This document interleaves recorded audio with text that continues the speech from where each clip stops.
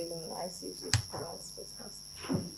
Thank you very much, and good morning as well. It's been reported that a quorum does exist for the committee to start operation. Those in favor say aye. Those not in favor say no. So the ayes have it. Honorable members, can you take a look at the agenda to see if we need to make any changes? If none, can someone move that the agenda be adopted?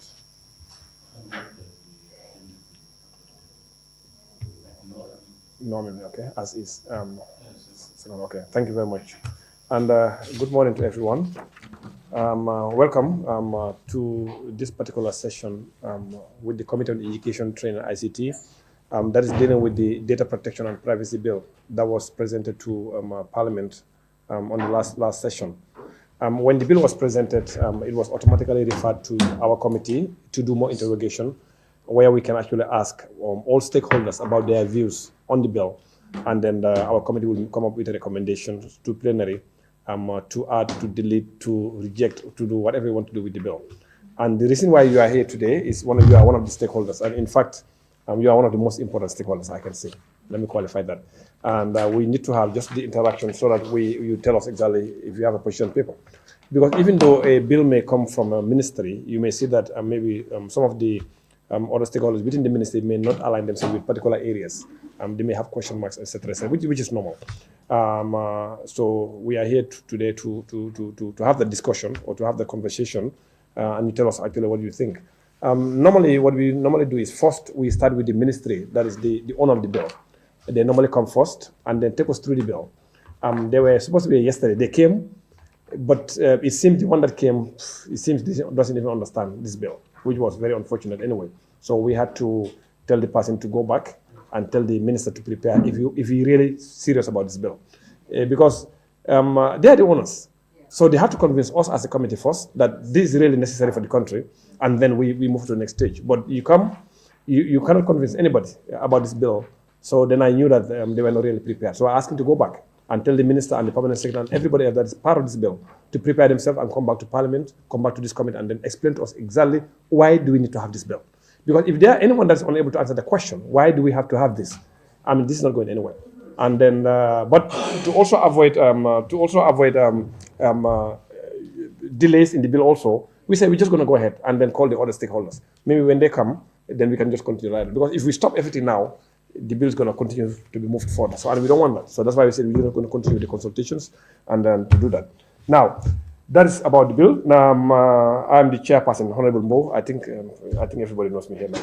So I'm going to allow the other members of Parliament to introduce themselves. So I'm the chair of the Committee on Education, Training, and ICT, and we are the custodian of this bill in this Parliament here. So honorable members, you can introduce yourselves. Yes, good morning.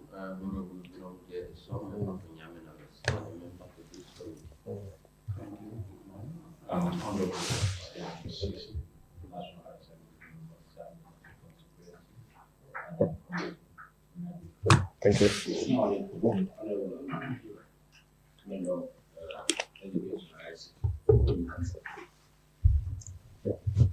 I am Jenny McGregor, Chairperson of Information Commission. My name is Brian Emil Fuller, Commissioner of Information. Good morning. I am Fuller, a member of the Information Commission. Thank you. Yes. Okay. Good morning. Okay.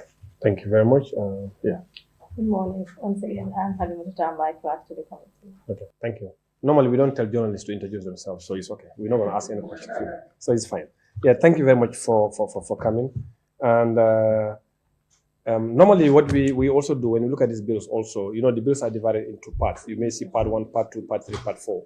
So we're just gonna go part 1, part 2, part 3, and then we discuss and then we move to the other part, just to make it easier.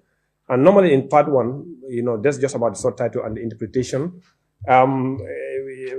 When that's going to be found, and besides, the bill is not numbered anyway, so which is very abnormal anyway. So normally when you have bills, you put page numbers on them, but this one doesn't have a page number. So I don't know, the one that was printed, I don't know if they put page numbers on that one, but the soft copy, there's none, Thank you. Yeah. So the first part is about the subtitle, which is the preliminary, and then the interpretation, etc. We can skip that one, and then perhaps during the course of discussion, if there's any word or phrase that needs to be interpreted, then we can come back. We can come back to that. Okay. But the first thing we realize, yes. Somebody. Oh, yeah. Wonderful. Yes. Introduce yourself. I know him, but you guys don't know. Yes. I am Honorable Bakar Kema, the vice chair of the committee. Yes. Thank you very much. Now, okay. I think the first thing the committees show, this is talking about Data Protection and Privacy Bill 2024. But then when you go to the subtitle, you said maybe cited as Personal Data Protection and Privacy Bill. And we wanted clarification yesterday exactly, what exactly is it? Are you talking about personal data protection? Are you talking about data protection in general? But the person that came was unable to answer the question. So we said, you know what, perhaps this person is not really prepared. But because if you bring a bill from a minister, you should be able to tell us exactly, what this is bill all about. It's about personal data protection. It's about just general data protection, which is, there are differences, But it's okay. We can skip that one and then we go to the other parts. We can go to part 2. Unfortunately, there is no page number, but it says principle number 4, principle relating to personal data protection. So what we will do is we'll give you guys the floor. I've seen that you guys have given us a position paper on the bill itself. Maybe we can start from that and we hand over to the Information Commission before we go to Pura. And then just to also make the best use of time also, for example, if the Information Commission talk about a particular area that you have a position on, you can also come in at the same time instead of having to wait until you finish and then you come back. So if we deal with clause 4 and then you have some issue on clause 4, once they're done, you can raise your hand, then we can also add down so that we can do it concurrently, if that is okay with you. Okay? So I will hand over the floor to the Information Commission, Madam Chairperson, and then you can take us through this particular part, which is the basic principles and lawful processing, etc., etc. Thank you. You're welcome. Thank you very much, Chairperson. Yeah. I just wanted to say the title of the bill itself is I think personal data and privacy and personal data, right? Yeah. It says data protection and privacy. Yeah. So it's both. Yeah. What was your question? The question was, when you look at the subtitle of the bill, which is normally on the second page, is saying the bill may be cited as the Personal Data Protection and Privacy Bill. Yes. But then the title of the bill now is saying, Data Protection and Privacy Bill. So I just trying to get clarification exactly. Is this about only the personal data protection or is it just about data protection in general? It's both. Yeah, it's both, exactly, yeah. So we went back and forth, but the question was not answered properly. So which is okay anyway. Okay. And the good thing is we have a legal expert who Okay. happens to be one of the people who also work on this bill. Good. So, Oh, then she will have a lot of questions. She will have a lot of questions today. That's fine. Okay. Yeah, go ahead, madam. so you want us to go through? Yes, maybe if you can put us through your position paper. For example, I'm not too sure how you. Okay, you have the scope because it seems you start from section 3, right? Okay. So Yes, that's fine. You can walk us through. good morning once again. Good morning. And just to give a bit of excuse for justification for why the ministry did Yeah. I think we can all remember that the ministry used to be Moise. Yeah. And this bill was developed at the time when it was Moise. Yeah. And then when there was a separation between Moise and Moise, the bill went with Moise. And when the recommendation was made that the data protection be under the Information Commission, that was when it was moved to now Moise, it's Moise. Yeah. Right? So I would say most of the personnel there are not really familiar now with the bill because it was done with the personnel of Moise. So Yeah. I think they will need a bit more familiarity. Exactly. So that's one. But like you see, we've prepared a short position paper on the data protection and privacy bill, giving an indication of the background, but also why we need the data protection and privacy bill. I think we're all aware of the current position when it comes to the ICT index. They're going low because of the lack of cybercrime legislation and data protection, specific legislation on cybercrime and data protection. And this legislation has been something that we've the Ministry or the Government of Gambia has been working with various stakeholders with the support of Council of Europe to make sure that it aligns with international best practice. So if you look at most of the provisions, especially the basic principles, which is part 2 of lawful processing of data, it aligns with the GRPD, which is the best practice when it comes to, currently the best practice when it comes to data protection and privacy in the world. So for us as a commission, we just indicating in our position paper, we're just indicating our support for the enactment of this bill, but also giving you a backdrop of some of the key provisions of the bill, looking at the fact that one of the key peculiarities of this legislation is that when you look at the scope of the bill under Section 3, it applies not only to personal data controlled by data controllers within the Gambia, but also outside of the Gambia. And this is very important in our case because not only do we have our personal data, for instance, the national ID card and passports and driver's license, we have contractors that are not within the country. And there's always been that question of where is our data stored? How is it processed? So it's very important that the scope of our data protection bill applies to not only information that is stored within the jurisdiction of the Gambia, but also data that is outside of the Gambia, as long as it's dealing with Gambians and goods and services that are provided or for people or for Gambians or residents of Gambia. And the bill also, the scope also makes provision for both automated and non-automated processing of personal data. And this is important because in the Gambia, even though we're evolving into a technical or digital era, we still have people or institutions that process non-automated processing of our data. So it's important that that's also clarified. So I think when it comes to the scope of the bill under Section 3, I would say that it's adequate and it's in line with even the new amendment by, because Botswana recently amended their Data Protection Act to also include some of these features. So I think it's very progressive looking when you look at the scope of the bill. Going to part 2, which talks about the rights of data. If you have any questions, you can enter, you can hear. Looking at the rights of the data subject under part 3, we are of the view that the bill extensively recognizes the rights of data subjects because it does not only give the data subjects the right to know, but it gives them the right to access information. So it's the right to access their data that is collected, but to know what it is collected for.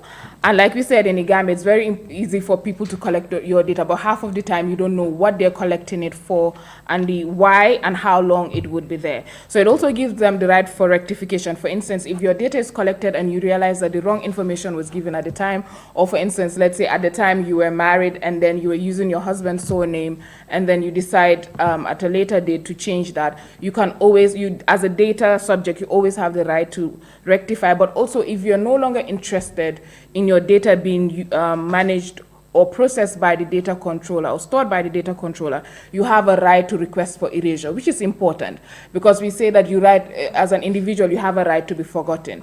If you subscribe for a particular service or you subscribe for a specific program or project, if you're no longer interested in the project, you have a right for that particular project to forget that you exist. So that's why the right of erasure is important. But like I said, it also goes ahead to talk about when it comes to processing, the restrictions that are placed there, data portability and objections. But also it gives the data subjects the right to remedy, which is important. Because if, for instance, you're given all these rights, but then you're not given a right to judicial recourse if you're not satisfied. For instance, you ask for your information to be deleted and it is not done within the time specified in the Act. If the law also does not give you a right to seek for remedy, then that means that there is a gap in the legislation. So it's important to highlight that this is a very good feature or progressive feature in the bill. When it comes to rights of data subjects. And I think a key part of this also is the right to consent, which governs the principle of data protection and privacy, that every data subject, first of all, needs to give their consent, and which is, like I said, it's important when it comes to data protection and privacy. The third aspect of our position paper or provision that we wanted to highlight is the processing of special categories of data. And most of the time we call this processing of sensitive data. And this is because in as much as the bill permits processing of personal data, sensitive personal data, there are certain personal data that data subjects need to give explicit consent. And this has to do with issues dealing with health, employment, social protection. And this, like I said, it's important, especially looking at the fact that we recently enacted the National Social Protection Act, which is giving aid or assistance, social assistance to persons in need and different categories of people. But we know that just because they're vulnerable and marginalized group does not mean that when you're giving them assistance, when you take their data, you also can do whatever you want with their data. So it's important that our data protection legislation clearly identifies these special categories of data or sensitive data to make sure that when these projects are ongoing, that they understand that cross-contamination of data will not be possible, and there's specific restriction when it comes to processing of sensitive data. Do we have any question before I move to the next page? Is okay? Yes. So another key provision of the bill is the processing of children's data. And it's important to note that the Act adopts the definition of the Children's Act. So meaning it's in line with the provisions of our existing legislation, which is a child is someone below the age of 18, right? And the reason why processing of personal data of a child is important is because we know that in law, we say that a child cannot give consent. So, but we also have children that are using information services and are also using services that their data are being collected and used. So what the bill does is that, first of all, it recognizes that if a child's privacy needs to be fully respected, and that whenever their data is being collected, their best interest should be given primary consideration. But it also further provides that a child's consent can be gotten through their parent or guardian. And like I said, it has to be shown that it is in the best interest of the child, and this is determined by the parent or their legal representative. So this sort of clarifies when and how a child can give consent and instances wherein on how their data, can be processed, right? So Part 4 of the bill talks about the obligations of controllers and processors. So controllers and processors, so it's Part 5, sorry, not Part 4. I always have a problem with Roman numerals. Yes, so Part 4 talks about, Part 5, sorry, talks about the obligation of controllers and processors. And this is looking at the institutions that collect our data, process it, and store it. And it gives them, first of all, an obligation to identify specific data controllers and processors, but also inform data subjects about their processing activities. I'll give an example of telcos, and this is something that most of the time we see issues of cross-contamination in that instance, wherein as a subscriber, you subscribe to the service of a telecommunication institution provider, and your name is registered due to the fact that we have the SIM registration regulations and all of that. But then, at a certain point in time, let's say another service that's affiliated with that telco would call you to tell you about their service, right? So when your data is collected, it's collected for that particular service. So first of all, the data processors and controllers have an obligation to first inform data subjects about the processing activity. So if you collect my data, what are you going to use it for? How would you process it? You know, where would you store it? But also, they're also obliged to implement safeguards, such as encryption and pseudonymization to prevent data breaches. And this is important, especially in the era of cybercrime and hacking, where we've seen even banks are not, are not protected enough, and you'd have data breaches and information being leaked about people's personal data or their financial statements. So this places now an obligation, a legal obligation, on all data controllers and processors within the jurisdiction of the Gambian Act, as long as it's dealing with information about Gambians, to come up with security safeguards or mechanisms to ensure that information cannot be intercepted, but they also must implement appropriate organizational measures to determine how to process data, considering the technology cost and risk to processing. Additionally, they must ensure that by default, only necessary personal data is processed, limiting the amount of data collected, the scope of processing, and the duration of storage. This is again important because if you're collecting information about my health, maybe there's certain information that you don't need to know, or there's certain information that is not personal information that's not necessary. So depending on the purpose of the data or the purpose of collection, the amount or the amount of information or amount of data that you can collect from the individual is also limited, and the scope of processing is also limited, and the duration of storage is also provided for in the law, right? And this is to ensure that personal data is not accessible to an unlimited number of people without human intervention. I'll still go back to the example of telcos when we have seen instances, I don't want to say husband, but spouses, because they don't trust their partner, would ask personal information about core records of their partners and then be able to access that because of personal relationships they've had with members or staff of telcos and stuff like that. So I just try to make examples so we can relate to why this is important or why these provisions are important. So this sort of puts a limitation to that and also provides a legal safeguard for people that might be affected or might be victims to some of this. And it also makes it a requirement. So not only are they supposed to come up with these safeguards, but then the data controllers also required to conduct impact assessments. And this is to ensure that they also need to know when their systems are high risk to the rights and freedoms of data subjects. So the bill is saying we don't care what happens to your system as long as the rights and freedom or the protection of data subjects is ensured. So impact assessment is important. This is also where the Commission comes in when it comes to impact assessment. And it also specifies the types of high-risk processing that should be done, including profiling of sensitive data and data related to criminal convictions and all of that.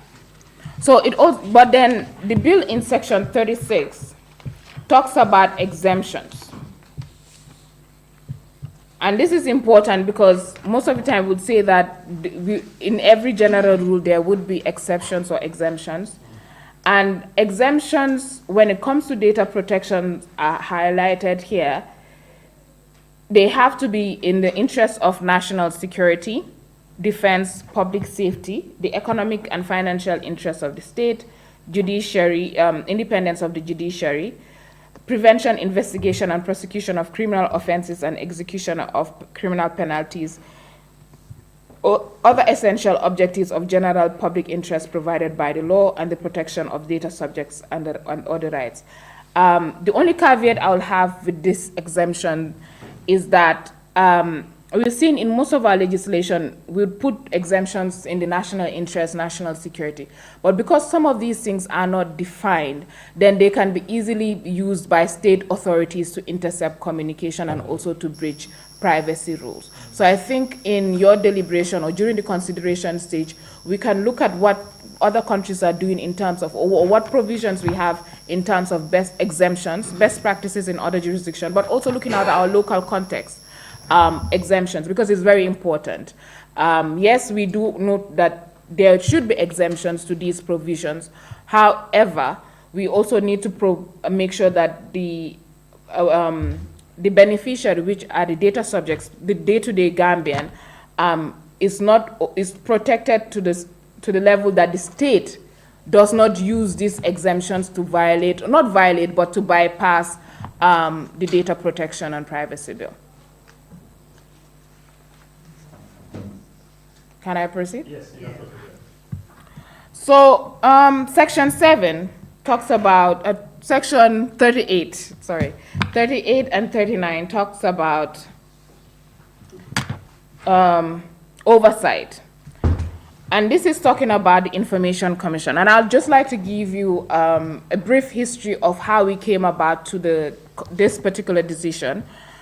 I've been fortunate enough to be a member and the vice chairperson of the Data Protection and Privacy Committee that was set up by the Ministry of MOESI at the time, Ministry of Information and Communication at the time, to work with the Council of Europe to develop this legislation. And the Data Protection and Privacy Committee consisted of relevant stakeholders, not only government, but also members of the civil society, representatives of the Gambia Bar Association, PURA, FIU,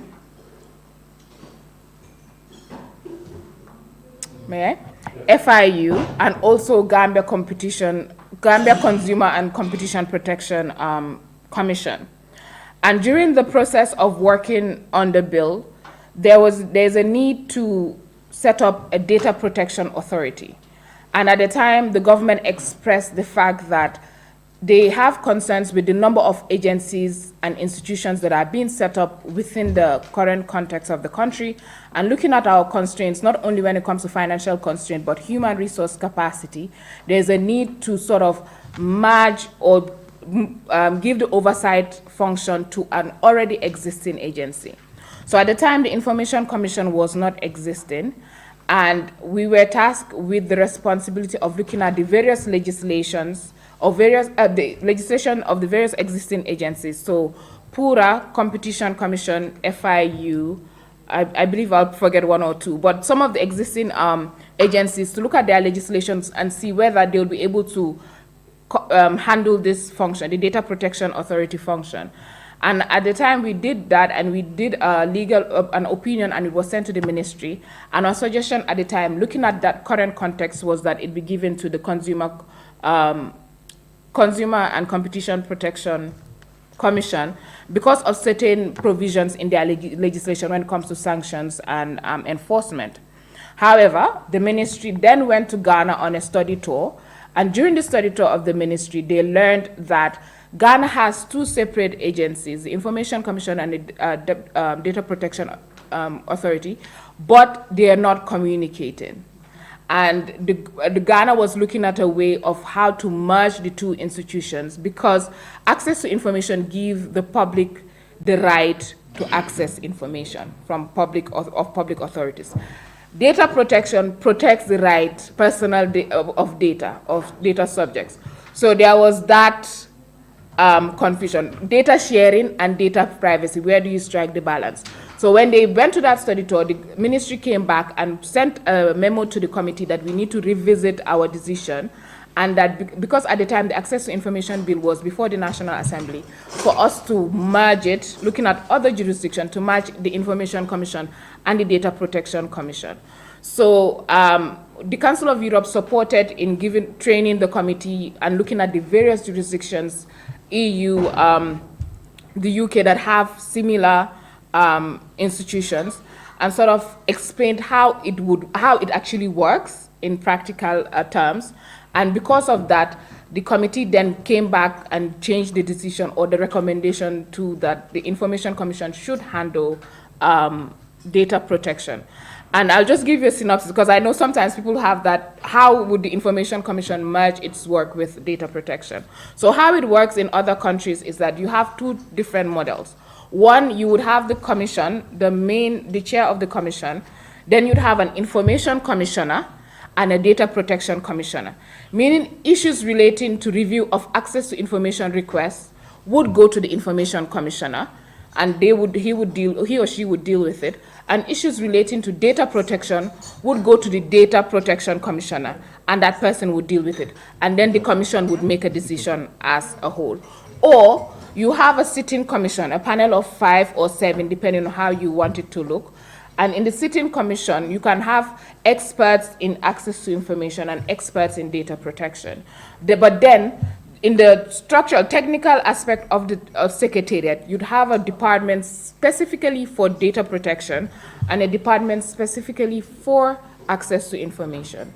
And then what would happen is the department for data protection when there's review requests, will do their investigation and all of that and send it to the legal for opinion. Data protection will do the same, where they will do their investigation and send it to legal. And then everything goes to the commission. The commission sits on it as a whole. With the advice of the specialized commissioners, then they will come up with a decision. And this is done just to ensure that it's two institutions are not fighting about the same issue. So for example, at the level of the commission, then Yes. you may administratively, Yes. you may end up getting a director of data protection. Yes. And then you have a director of Yes. Yes. But at the end of the day, each of those directors, actually, there's a particular commissioner Yes. that you work with. Yes. But the commission as a whole Yes. will make a decision based on all of this. Yes. Yes. And it is distinct. Some people think that it will clash. It is not. It will not, because this one, access to information, this is a right that you have, especially public information. Something that it's your right to know how government is doing A, B, C, and D, how another public institution using government funds. While this one is your own personal protection, your own data protection, your thing about your health and so forth. So it's very distinct. It would not clash. Some would say, how can you have both? But it's very distinct. Yeah. And most of the information that is required by the public are not personal Yes. information. Exactly. You understand? They are public information. Yes. Exactly. That's the distinction. Yes. Now, with that, it also means that the current act of the access to of the Information Commission would have to change to reflect that. Not really. So what this provision does is that it says that the Information Commission that's established under the Act will be responsible for data protection. Yes. So it just says, and additionally, because already the provisions on our independence and our impartialities and most of our powers and duties are similar when it comes to the Data Protection Authority. So it's similar. And what this commission does, it just says that the current commission of the Access to Information must include a commissioner specialized in data protection, personal data protection. So I just also like to highlight, when you are editing, the personal data protection that comes throughout the act be deleted to just say data protection to include both. So I just wanted to highlight that. So that means that either in the current setup of the Access to Information Act, Commission, we either identify a commissioner that's already specialized in data protection that can handle issues of data protection, and train them and enhance their capacity. Because if you want, or we say that we add another commissioner, that's when the Access to Information Act would have to change. So the moment we put in this act that another commissioner should be appointed to deal with access to information, then the Access to Information Act would change.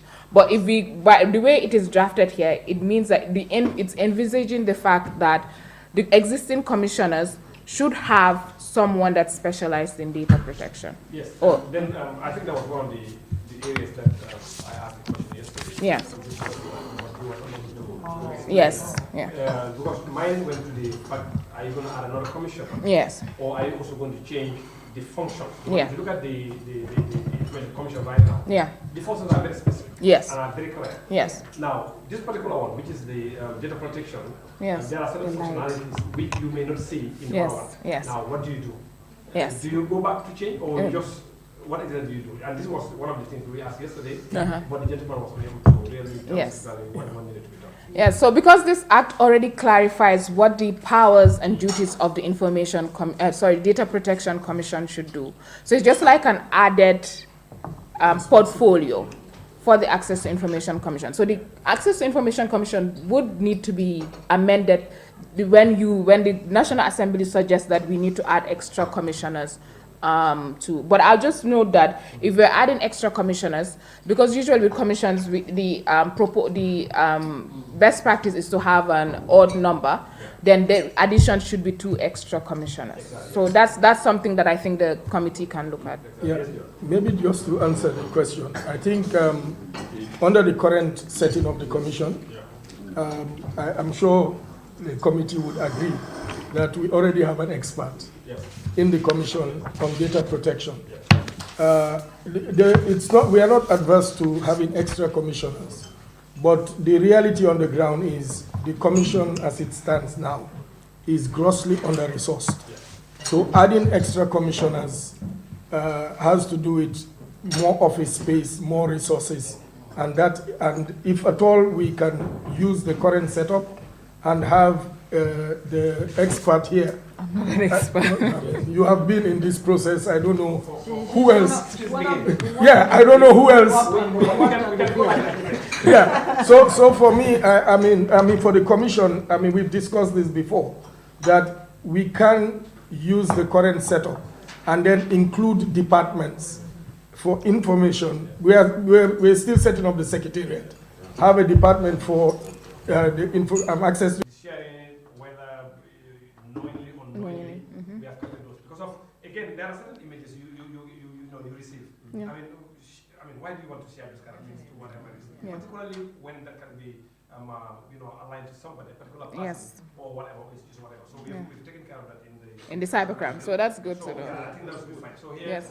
No, but here what we can do is that we should mandate data controllers, such as internet service providers and social media platforms, to implement takedown procedures for intimate images shared without consent. So if your image is shared without consent, then in the data protection bill, because that's where it talks about the obligation of data controllers and data processors, then it can add an additional obligation that when there's a request to take down or report, then they should immediately do that. I think we have that as well. Okay. Where, for example, you have a particular institution, whatever it is, they Yeah. can actually ask them.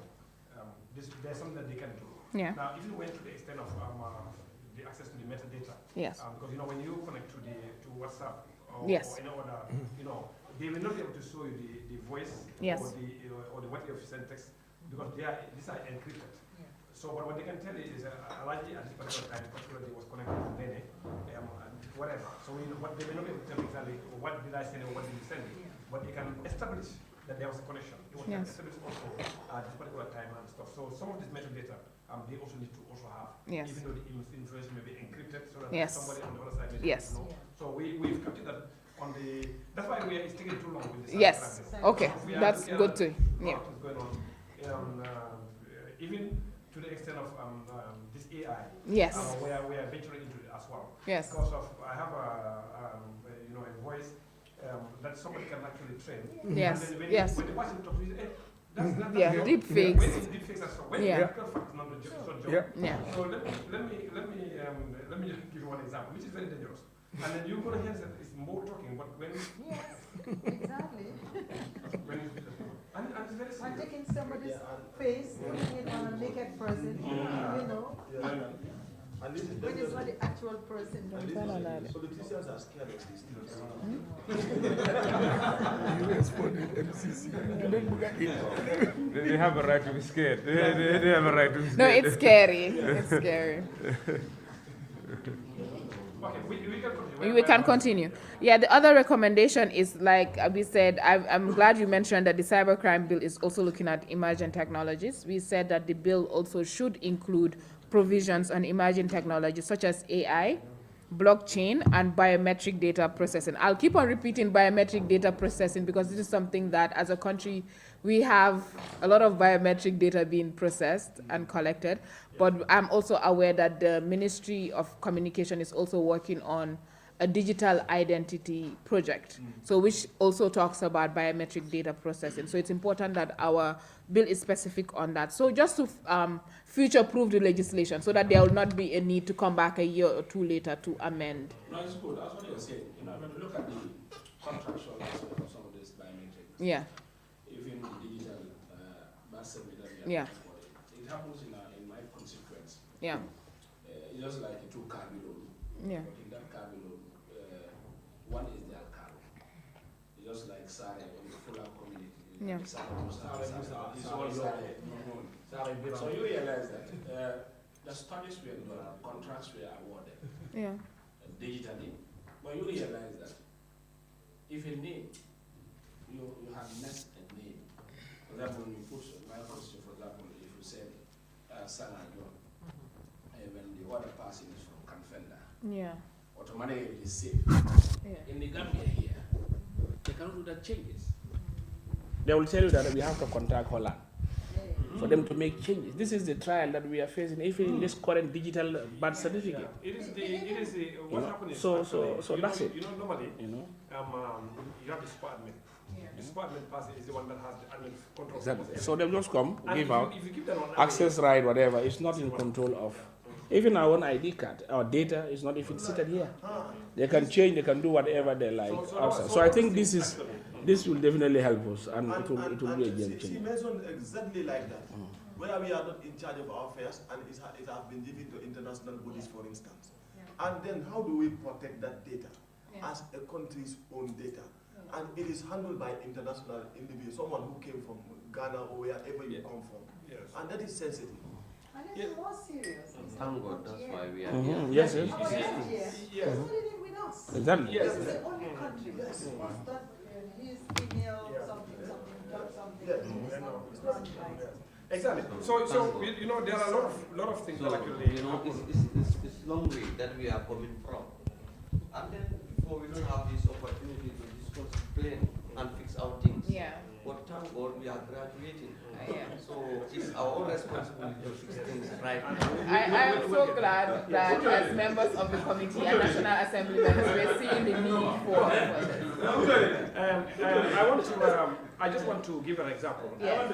Madam, Yes. if you are recording, you have to stop your recording, because I'm just going to play some. Information and one for data protection. At a much later date though, maybe when the work has become really big for access to information, and because we hope to really progress from here. So maybe years ahead, there could be some changes and add some commissioners just to expand, because the workload would have been huge at the time. Sure, yeah, Okay. yes, just a second. Just still on the same issue. Yes. You know, the more institutions we create, the more issues we actually have. Yes. In terms of funding. Yes. And the worst is to create an institution and then you start with a funding. Yes. It doesn't go anywhere. Yeah. In fact, they will die at the infancy stage. Yeah. Now, our biggest fear here is this. You know, this committee, most of them were not here at the time. Yeah. When we dealt with the, Access to Information Commission, Yeah. our recommendation at the time was to add it to the National Human Rights Commission. Yeah. Because access to information, we believe is a human Yes. right thing. But as a committee, we defended in plenary, but it didn't pass. They said no, they have to be started from. Yeah. And what we were fearing is that's exactly what's happening Yeah. now. You create it, and then now funding becomes an issue. And that's the reason why when they said that this data protection will be part of it, they said, okay, I think that's better. So it means you're actually coming to Yes. what we Yeah, even yes. said before. Yeah. So which is fine. Now, if we do that, for example, like what Madam is saying, like you just restructure from within without changing anything in the act. Now, what happens if the access to the commission no longer exists? Let's say at a later stage the government decides, you know what, this commission we don't need, we're just going to stop. Then this one is going to be in trouble as well. Yeah, so what happens in those instances, the ministry, because this data protection is under a ministry, then the ministry will come up with a recommendation for the National Assembly as to which institution it can attack. So you can either go to National Human Rights Commission or any other commission as previously advised. But just to help because we had prepared a legal opinion for the minister late last year when he asked also about this particular provision, Section 38. And it's part of the documents that we've given you, just to help you in your deliberations on the proposal to make the Information Commission as the Data Protection Authority of the Gambia. So this was an analysis on how the institution would look like. Yeah. But like we said, it's just as if, for instance, today that the government decides that National Human Rights Commission is no longer needed. Then the government would, in that bill that repeals the law that establishes the National Human Rights Commission, it would identify where the different functions of the National Human Rights Commission would attach to the various agencies. Because access to information, you meant. Exactly. Access to information. Yeah, no, I'm saying he gave the example. Oh, okay. So I said the bill that would repeal. So I gave another example. as So human if the bill that rights, would come to request for the repeal of the establishment of that statutory body would also identify where those functions would be attached. You are right, because we may not know what type of government we may have in the future. Yes, Honorable Yes. Siva. For me, my thinking that line is, as you are saying in terms of commissioners, Yes. Sometimes also the bureaucracy of an institution matters in Yes. who leads what. It's good, as he has said, because most of the cases, even as in Parliament, we do normally complain. Yeah. Now you have a lot of bills, a lot of commission, commission X, Y, Z, commission this. Even as state-owned enterprises, we have in this commission that will only entirely focus in 14, the other one. So we have a lot of commissioners and bills that are coming. At the end of the day, it's just like we do normally say, whether these bills is purposely to reward people in the positions. This is how we thought of. So I believe in clear terms, I think it will also help the committee. For example, if it is written, and say, okay, this is the suggestion of Access to Information Commission in their position papers that you can amalgamate this to this, and this is the structure. Because you've said about two things here. Either the hierarchy, all commissioners, access to information, data protection, then flat rate, then it comes up to directorate of each, answerable within the legal, and they will feed, and they will also feed the cadre of the commissioners to make decisions based on experts. And also, sometimes also in terms of leadership, somebody will say, okay, no, we're the first. Access to Information Commissioners were the first. So if anybody comes, I am the hierarchy. So we can also look at along that line, and we have two envelopes and see, okay, if we may have the overall commissioner, then the other ones are in the bottom. Then we have the directorate and the legal part. Or we have flat rate of commissioners, access to information commissioner, and access to the also a commissioner. Then we have the level in playing field to see. And again, also for it to be put in a straightforward term, for the originators of this bill, for them to understand, the essence is not about bringing and employing people, but we are also looking at the effectiveness. And also the in terms of funding. We have even SOE Commission, they are resource, they are GICTA also. So, you look at some of this, we can see how best we can.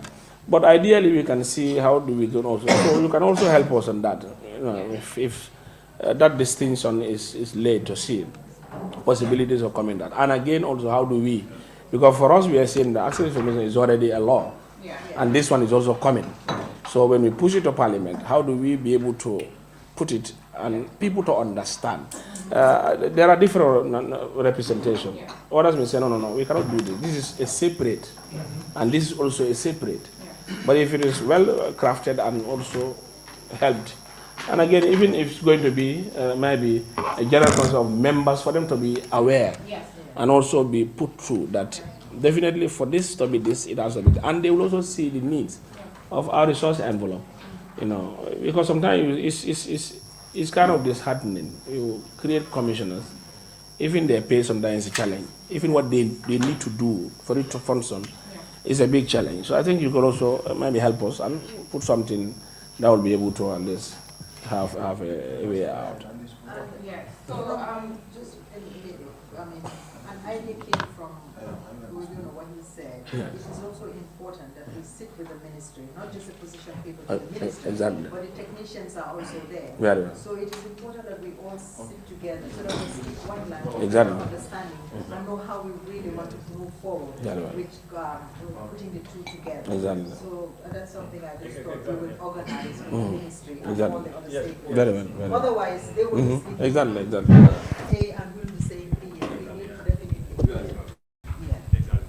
Thank you very much. Yes, before we continue, we have somebody from Kura. Yes. I think I'm listening to you on the advantages of having the two views together. But I'm also reflecting on the potential challenges. I know at the moment we may not be able to speak much because the commission is just constituted and they haven't yet, maybe they've started work, but they are yet to be there. So I I'm thinking from the line of the workload, because one thing is to set institutions, but the other is how effective they are. So would they be able to keep up with the workload, considering the limited number of commissioners, with what both the Information Commission would require and that of the data protection? That is one. Two, when an institution is set, usually with two, I wouldn't say different mandates, but two mandates, there's likely that they might lean towards one while neglecting the other. So to me, like biasness or something. in a way, call it biasness or call it inadvertent concentration on one while neglecting the other. So to me, this is my fear. I don't know whether the position paper would extend further to address that, or whether we are prepared to also look forward in order to avert such things happening. Yes, so just to answer or to allay his concerns, I think Pura is a perfect example of how an agency or institution can handle different mandates from different sectors and do it successfully. And even though the Pura Act identified specific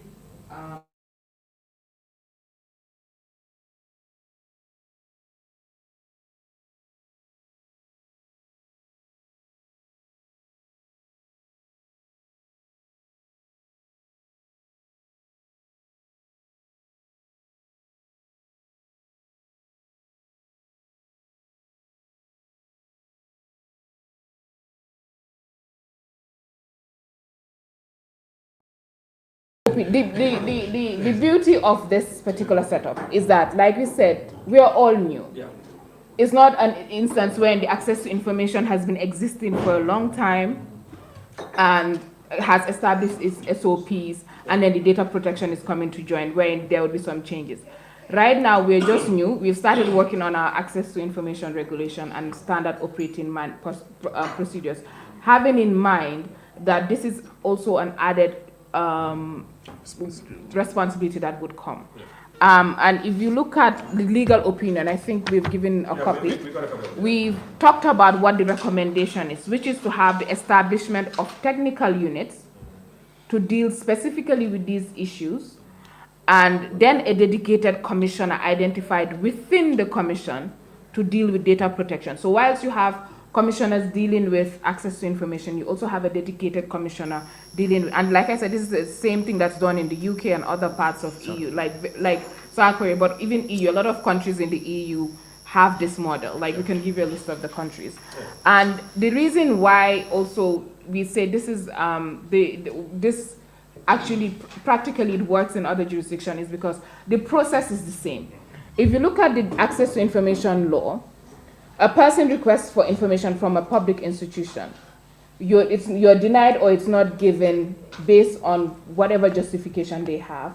You go to the head of the institution, there's an internal review, you are not satisfied, then you come to the commission, right? Then the commission has the responsibility of handling that complaint.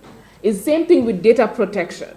Data protection, your rights as a data subject is violated by either the data processor or the data controller. You come to make a complaint to the Data Protection Authority. Here it's the Information Commission. So the processes are the same. What is different is the subject matter. This is dealing with data sharing. Is this information that the public institution should share to the public? Is this something that the public has a right to know? Yeah. That's for access to information. So that's why you'd have the commissioners and the experts to deal with that, whether it meets the threshold when it comes to access to information. When it comes to data protection, what the commissioner is looking at is, does this violate the right of the data subject? Right? Looking at the provisions on the protections that are provided for in the Act. And based on the criteria when it comes to data protection, then you make your decision. So that's why we say the process is the same. The issues are the same. The only difference is this is talking about, is this a right for the public to know? Or is this a right for, is this an information that needs to be protected? Or personal information that needs to be protected? So that's the difference. That's why we gave this recommendation in the legal opinion for the National Assembly.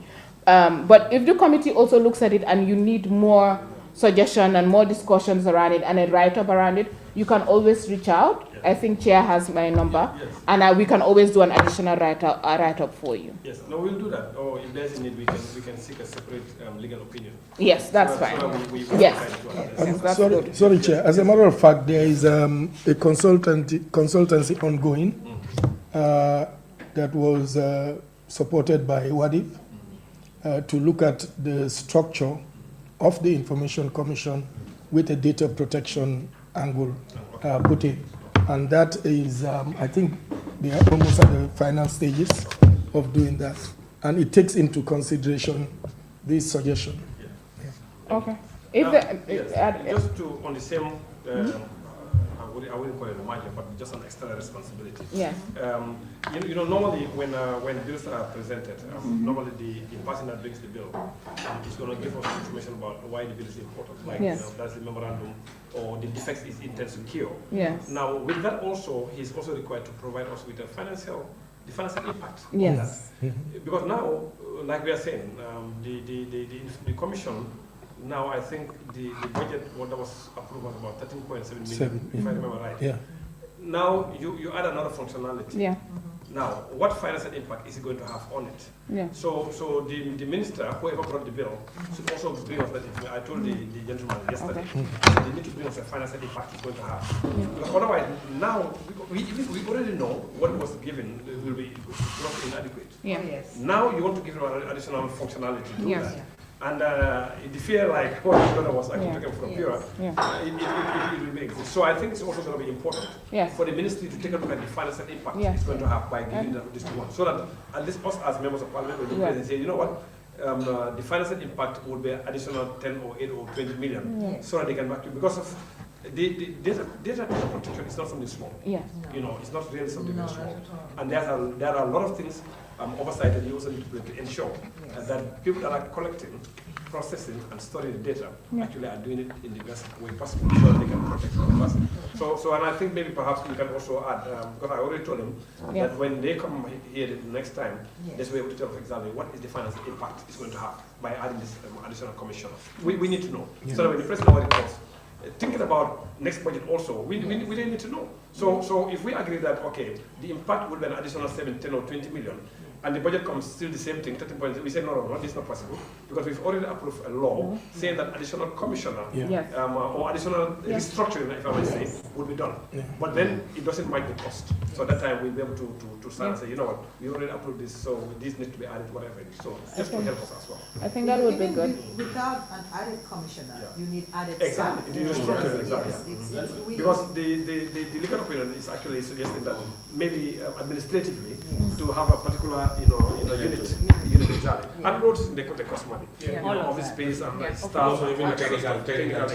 Absolutely. Because even right now, what we have for programs, we don't have funding for it. We have to look elsewhere to get the funding for activities. Okay, so moving you on. can always consult with Pura. They have a lot of money that they can actually. We'll go there. I think with data protection, what we've been having right now is what is supported most, and they're the ones that supported the office setup for access to information because of this bill.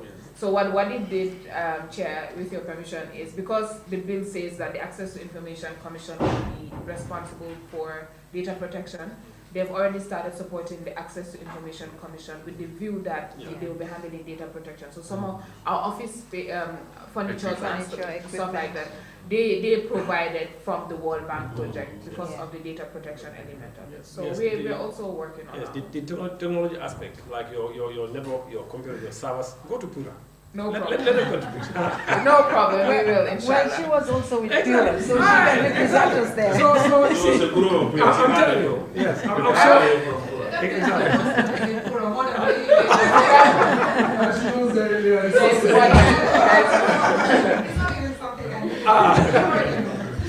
Yes, so just to move on, I think, to talk about trans-border, section 37, trans-border or cross-border flow of information, data.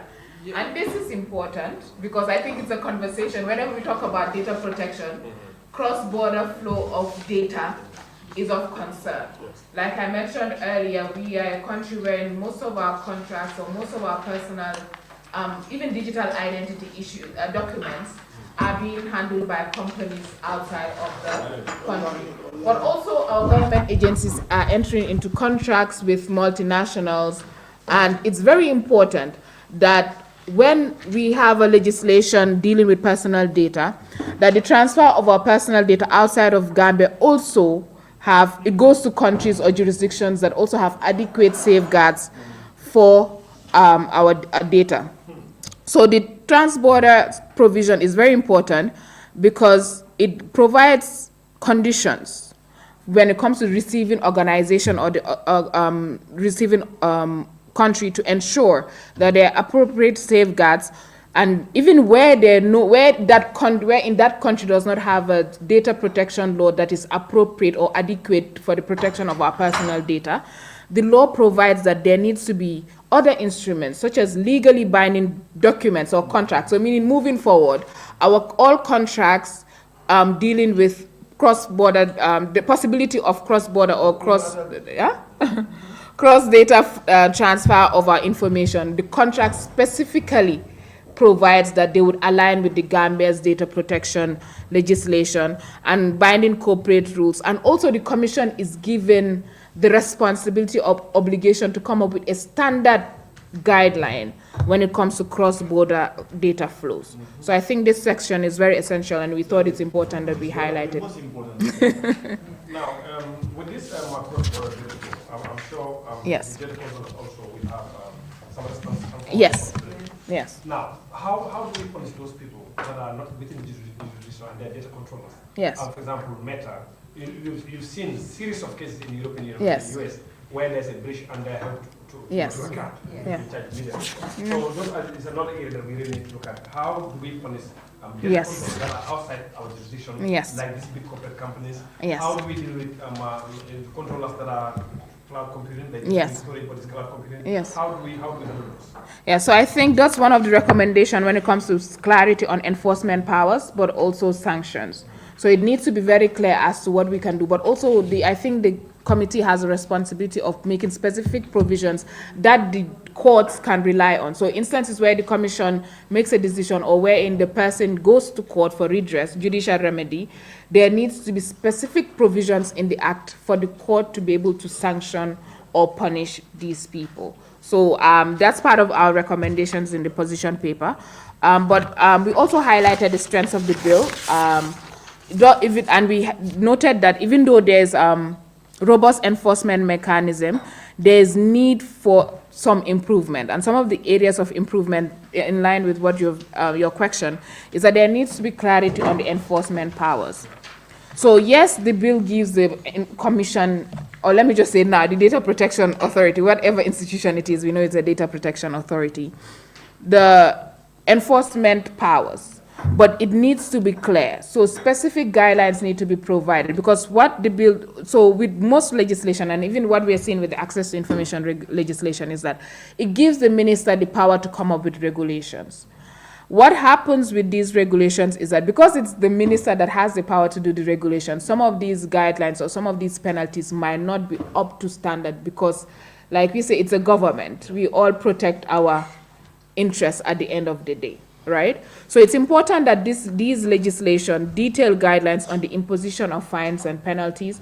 This would not only help the enforcement of the authority, but also provide a guideline. So you can either decide to do a ceiling or a floor, wherein when the commission or the Data Protection Authority is coming up with regulations, it has to be in line with the provisions of the Act. So there would be something that would provide a solid foundation for the regulation and would serve as a guide, and this would support the implementation of the bill. So I think the enforcement issues also, when it comes to violation of cross-border data, is important that the committee takes note of and highlights or adds during the consideration stage. We also noted that there is need for additional safeguard to address emerging privacy issues, such as sharing of intimate images. We noted that the cybercrime bill does not have those protection. And this is so we have a lot of emerging privacy issues in the Gambia that we do not have a specific legislation to deal with. And I'll be specific about sharing of intimate images because this is something that I'm passionate about, and we have a lot of people falling victims to it. So it's a violation of the rights of the subjects or the victims. So I think the bill should include clear language criminalizing the unauthorized sharing of intimate images, even if the images were initially shared consensually, and provide avenue for victims to seek redress. Yes, in fact, our first draft of the cybercrime, we've captured those information. Okay. In fact, very well. Okay. Because the bill didn't really explicitly indicate what's going to happen. Yes. Now, the sharing, whether knowingly or unknowingly, we have captured those. Because of, again, there are certain images you receive. Yeah. I mean, why do you want to share those kind of things to whatever it is? Yeah. Particularly when that can be, aligned to somebody, a particular person, or whatever, it's whatever. So we've taken care of that in the cybercrime. So that's good to know. Yeah, I think that's good fine. So here, no, but here what we can do is that we should mandate data controllers, such as internet service providers and social media platforms, to implement takedown procedures for intimate images shared without consent. So if your image is shared without consent, then in the data protection bill, because that's where it talks about the obligation of data controllers and data processors, then it can add an additional obligation that when there's a request to take down or report, then they should immediately do that. I think we have that as well. Okay. Where, for example, you have a particular institution, whatever it is, you can actually ask them. There's something that they can do. Yeah. Now, if you went to the extent of the access to the metadata, because when you connect to WhatsApp or any other, they will not be able to show you the voice or the what you have sent text because these are encrypted. So what they can tell you is largely at this particular time, particularly was connected to Nene, whatever. So what they may not be able to tell exactly what did I send or what did you send, but they can establish that there was a connection. It was established also at this particular time and stuff. So some of this metadata, they also need to also have, even though the information may be encrypted, so that somebody on the other side may know.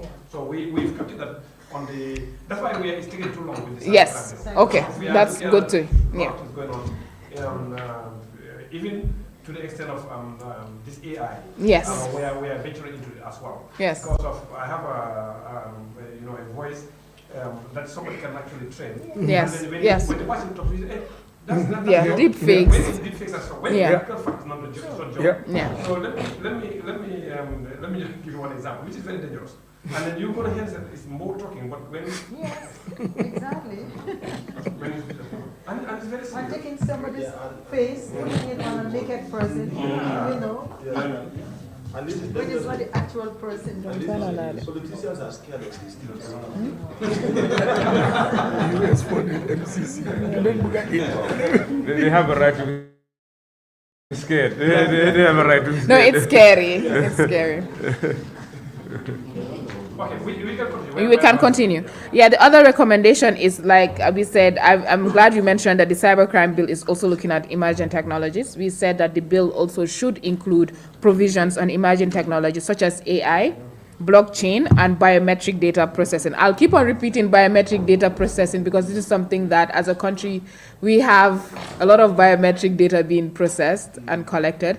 But I'm also aware that the Ministry of Communication is also working on a digital identity project, so which also talks about biometric data processing. So it's important that our bill is specific on that. So just to future-proof the legislation so that there will not be a need to come back a year or two later to amend. No, it's good. That's what you're saying. When you look at the contractual aspect of some of this biometrics, even digital birth certificate, it happens in my constituency. It's just like a two-car below. But in that car below, one is the Alcaro. It's just like Sare in the Fulham community. So you realize that the studies were done, contracts were awarded digitally. But you realize that if a name, you have messed a name. For example, when you put my constitution, for example, if you said Sana John, when the other person is from Canfenda, Yeah. automatically it is safe. Yeah. In the Gambia here, they cannot do that changes. They will tell you that we have to contact Holland for them to make changes. This is the trial that we are facing, even in this current digital birth certificate. It is what happened is So that's that's it. Normally, You have the SPA admin. The SPA admin person is the one that has the admin control. Exactly. So they just come, And give if out you give them one access right, whatever. It's not in control of. Even our own ID card, our data is not even seated here. They can change, they can do whatever they like outside. So I think this will definitely help us, and it will be a game She changer. mentioned exactly like that. Where we are not in charge of our affairs and it has been given to international bodies, for instance. And then how do we protect that data as a country's own data? And it is handled by international individuals, someone who came from Ghana or wherever you come from. And that is sensitive.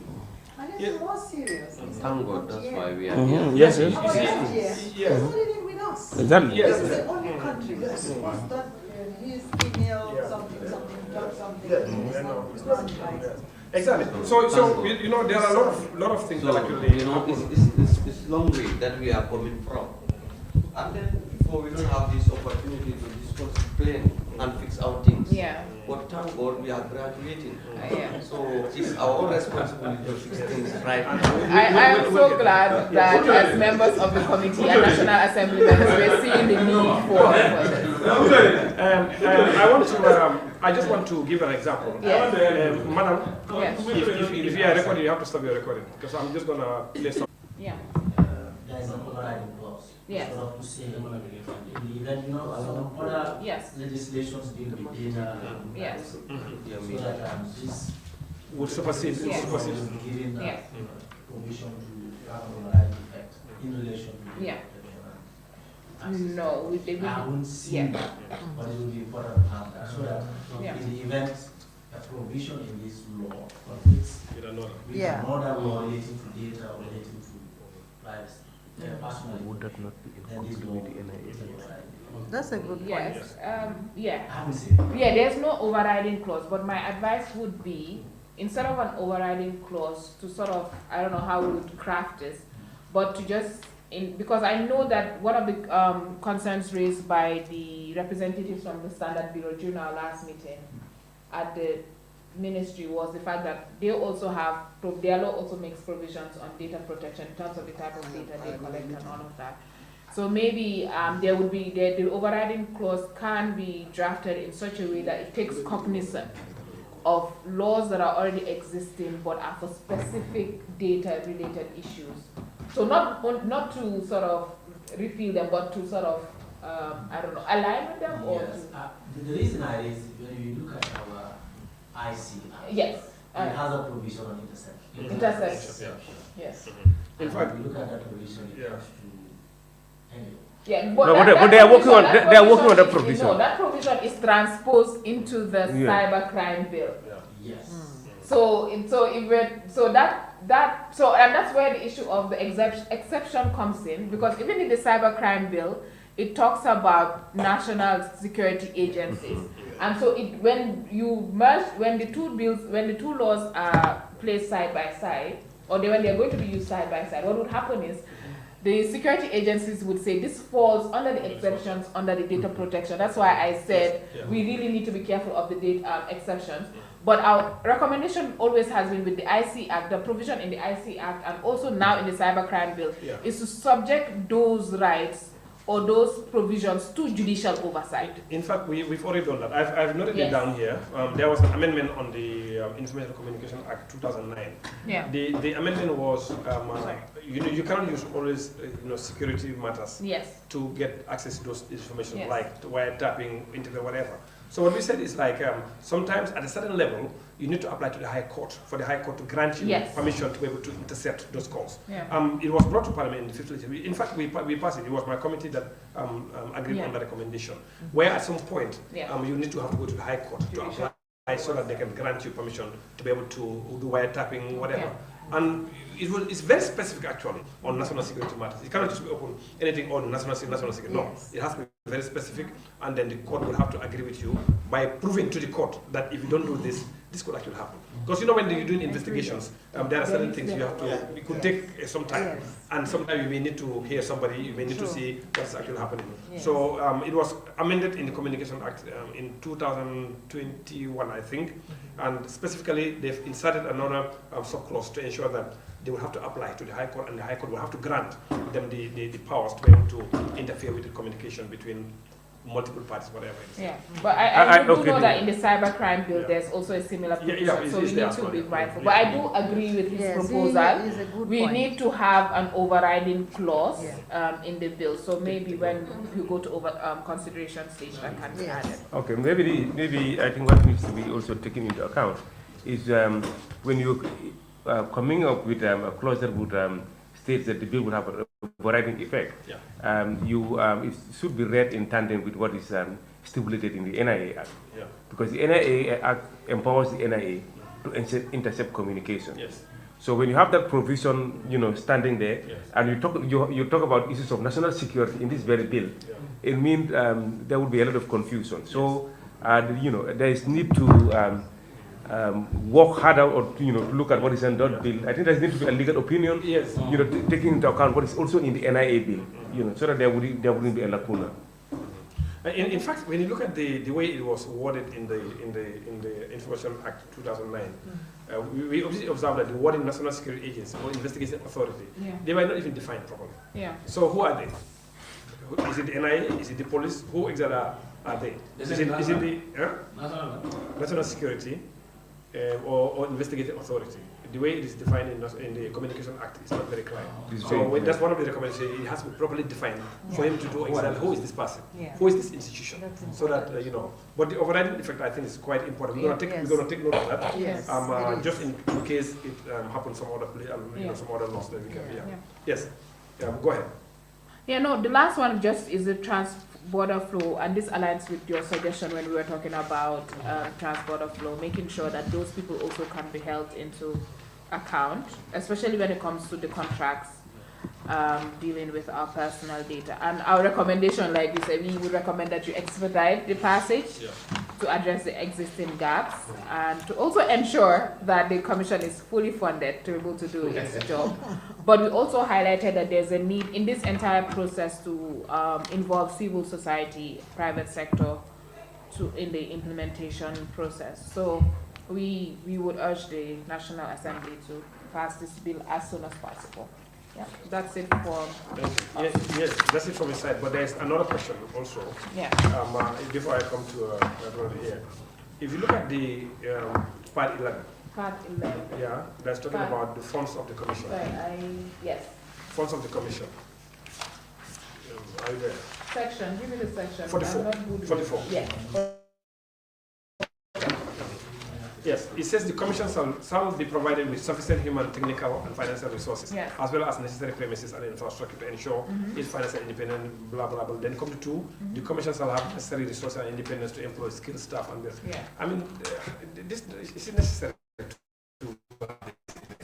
So usually, I'm not sure who's going to provide that?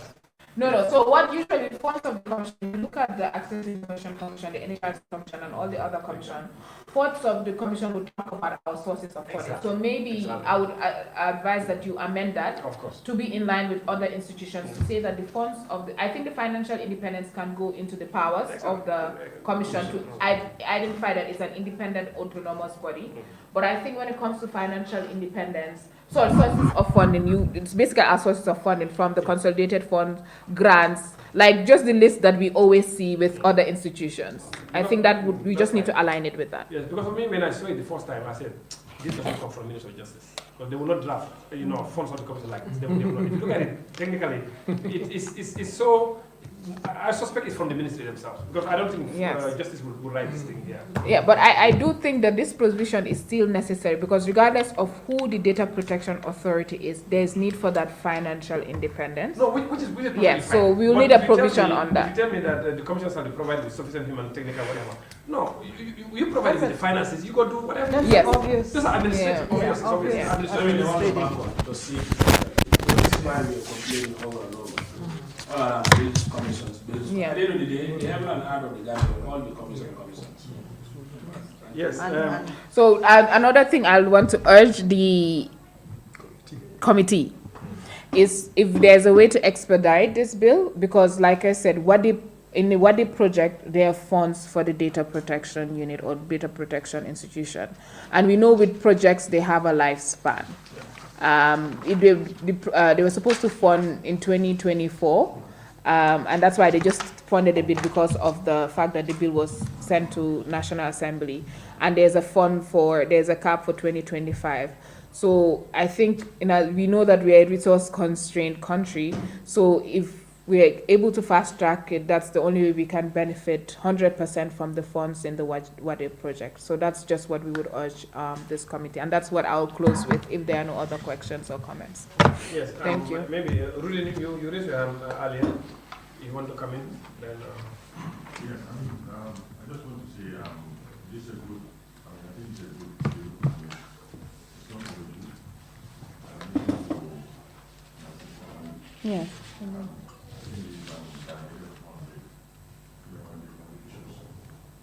Especially issues of transport.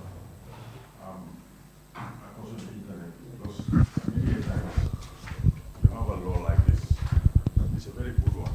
But if we don't sensitize the people, or we don't make them aware of things, because people willingly go to the internet. They want something, they request for their personal data, because they want what they want. They don't think of anything. They give them everything. You travel, you go to other countries, you buy a SIM card, you give your data there, you give everything willingly. And when something happens, then you as a Gambian would want, redress. When it's you who voluntarily, did that yourself. So I think we need to also think of sensitizing the people. And maybe, when we do that, together, we'll be able to achieve, our goals. Thank you. Yes. There's a particular clause I want to look at.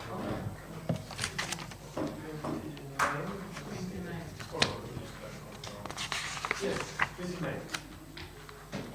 Security of processing. One is the project provides a figure for data subjects.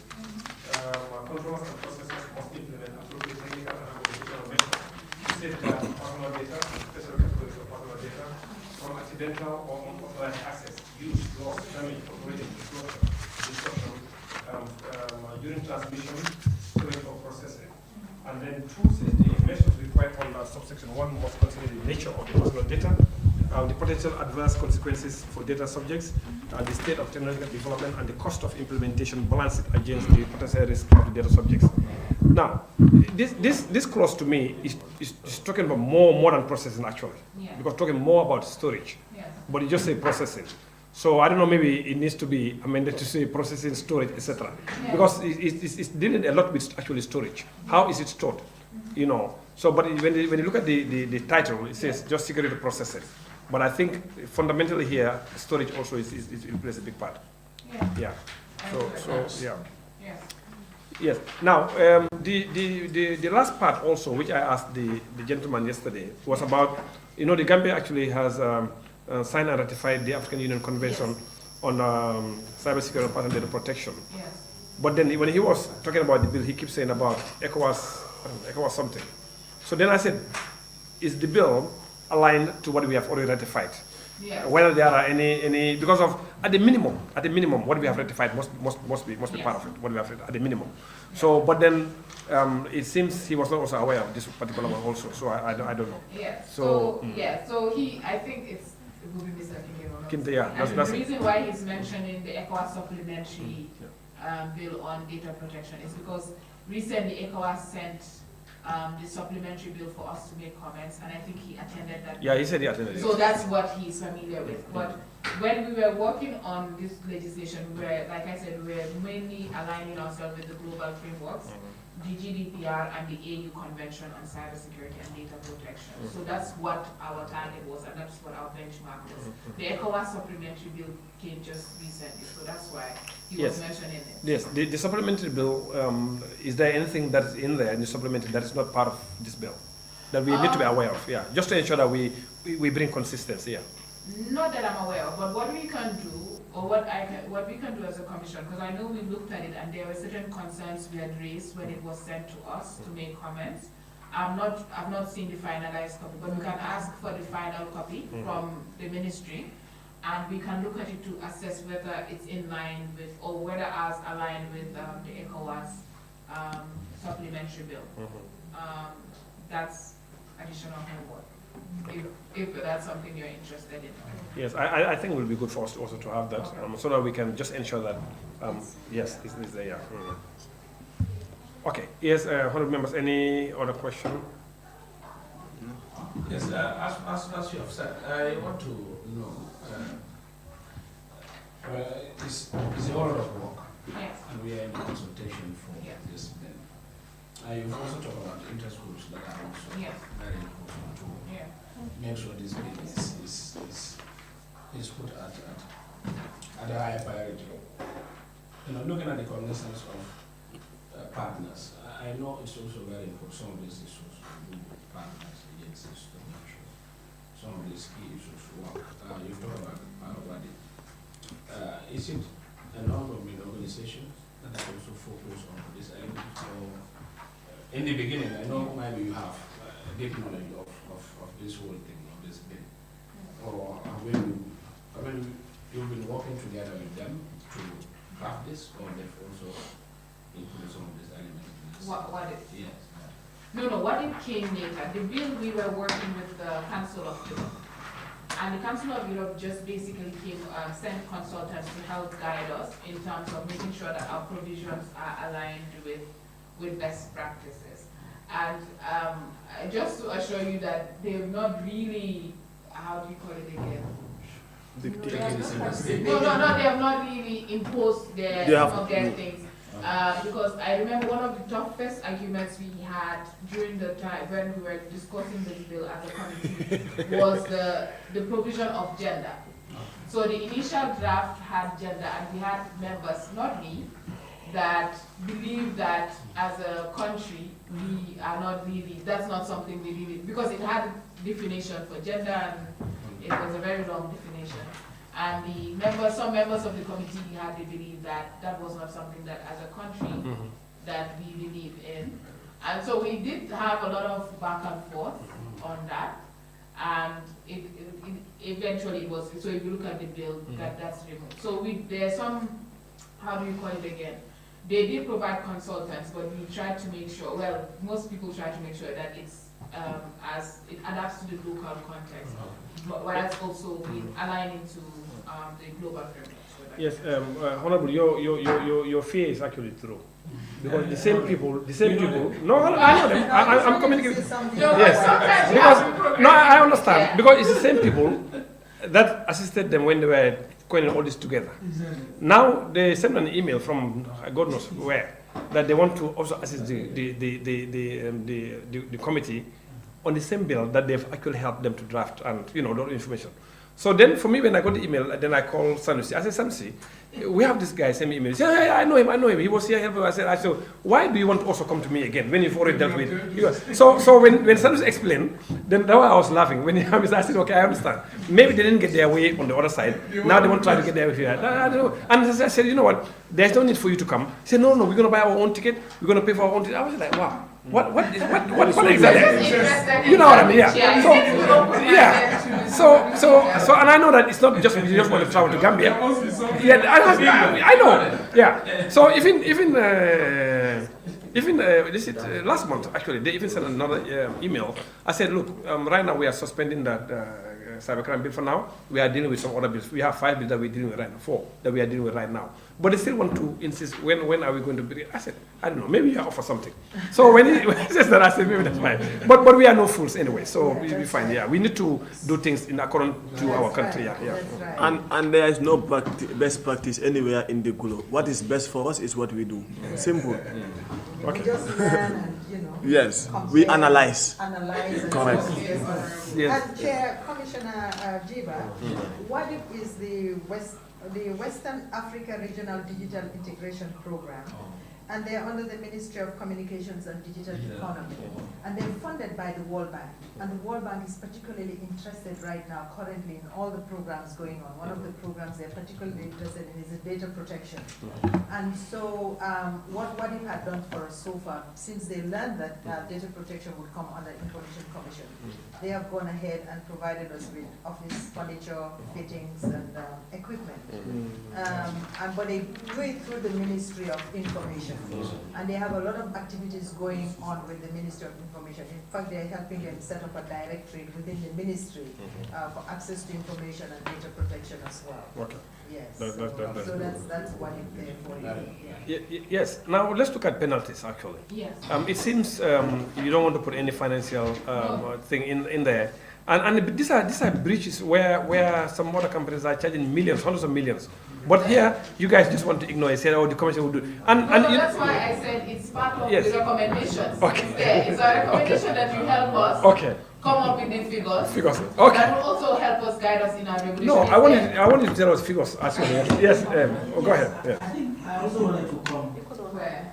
on that. On the penalties. Yes. On penalties. Yes. There's also Which section is it? Sorry. 42. But there's one in 16. Yes, there one in 16 too. Yes. That is the one in Yes. We can start with 16 and then we go to 42. Yes. Okay. 6 or 16? 16. Yes, that one is adequate. I think 1 million for an individual and for a corporate body. 5 million. Yeah, you see, 5 million. So it's international. Fine, not excessive. Yes, Yes. I'm not a fan of putting a fixed ceiling. Yes. For me, I want the judge, under the circumstances, to take a look at the severity of the crime and let him decide. Because, for example, if this breach comes from Meta, you say you find 5 million. That's what we start with just people and say, go. And again, what? Of the yeah. So for me, I don't know. I would rather open it What up. if the courts go below the 5? No, because see, when panel put a cap, the courts cannot go beyond that. So that's the reason, not less than 1 We million. want to do a floor and not a ceiling. Exactly.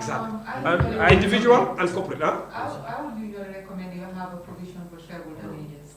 That way, just like yes. based on the severity of the Yeah. issue. If it is a big multinational corporation, you don't want to say 5 million. Exactly. Because it's really nothing. Exactly. It's nothing. So you can benefit from whatever standard they would have applied if it had happened, let's say in UK or Exactly. Exactly.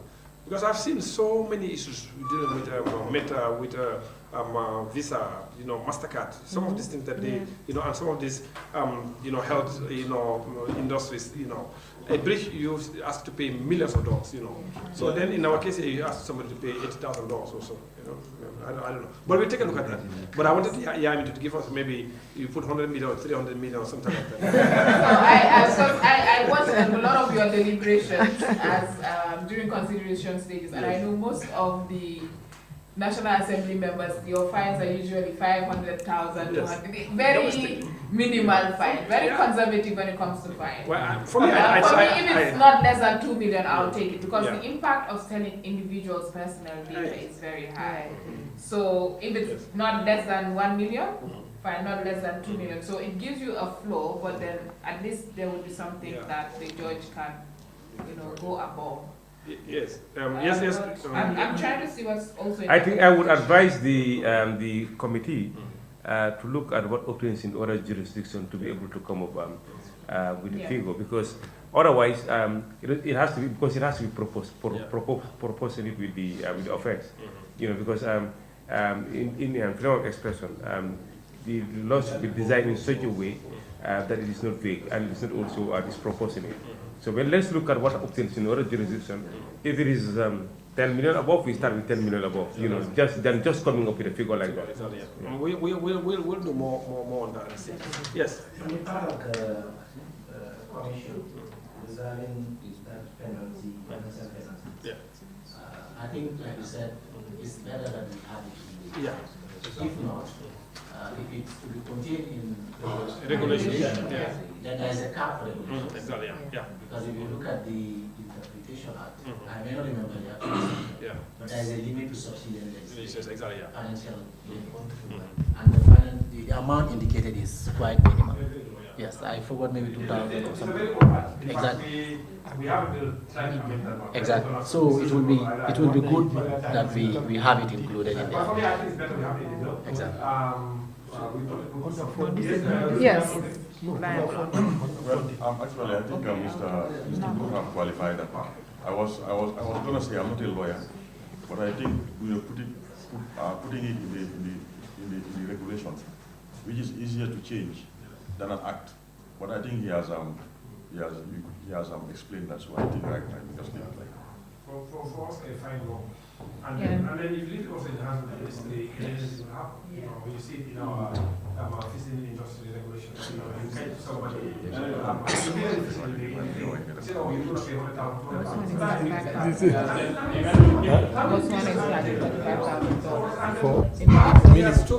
Many times before this is I say $100,000. They just may sell some kind of there's this Chinese company called Kumlong. That's what they used to do. They would intercept the boats. Like 3 weeks after, the same boat that was fined 500,000 would be intercepted again. Of course, so because it's not a Yes, because if you look at it, it's a regulation.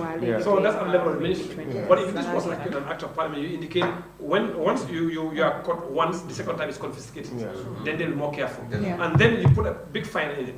And sometimes, just like when we are doing with the anti-corruption, the confiscation is key, whatever it is. You cannot just say, okay, you get somebody, so we fine. No, jail, no. Fine, jail, but confiscate at the same time.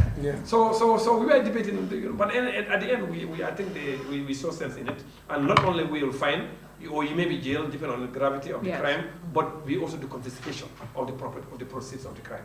So we do all those, now on the act. And also the criminals, before they come, they already know what is existing in your laws. Now they will come and say that if we are to go on illegal fishing, at the end of the day, we will have 3 million or 4 million, but a fine of 500,000 will be paid. We can manage it. Yeah. So They are now your I fully support it being in the bill instead of the regulation. But I'll go back to it again. I think it has to be treble damages. Because the thing is, you're not dealing with just national corporations, individuals, but you're also dealing with multinationals. So what would be 5 million for a national might be okay to do that, and it will deter them from doing that again. But that might not be the same for a multinational lateral corporation.